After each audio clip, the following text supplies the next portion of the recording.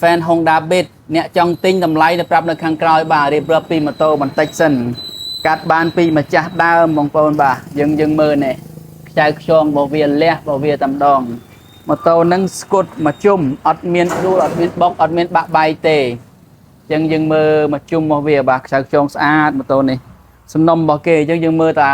ខ្ចៅខាងក្រោយប្លុកម៉ាស៊ីននេះខ្ចីតែម្ដងគេអត់ប្រើថែដែរទិញពីម្ចាស់ដើមផ្លាកលេខទីក្រុងភ្នំពេញ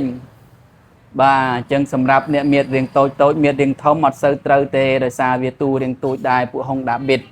អញ្ចឹងដូចម៉ូតូខ្ចីតែម្ដងម៉ូតូនេះអញ្ចឹងសម្រាប់អ្នកប៉ែតតី Honda Beat ចាប់អារម្មណ៍បាទតែយើងមើលស្គុតមកជុំគីឡូរបស់វាតែជាង 20000 គីឡូទេតែយើងមើលអត់មានប៉ះអត់មានបុកប៉ះពាល់អីទេយើងទិញពីម្ចាស់ដើមមកស្រួលមើលអញ្ចឹងឯងបើយើងយករៀបចំពិបាកដល់ហ្នឹងអត់បាក់រៀបចំអីទេម៉ូតូស្អាតតែម្ដងនេះសបកមុខសបកក្រោយនៅទាំងអស់អញ្ចឹងតម្លៃរបស់វាបាទ1300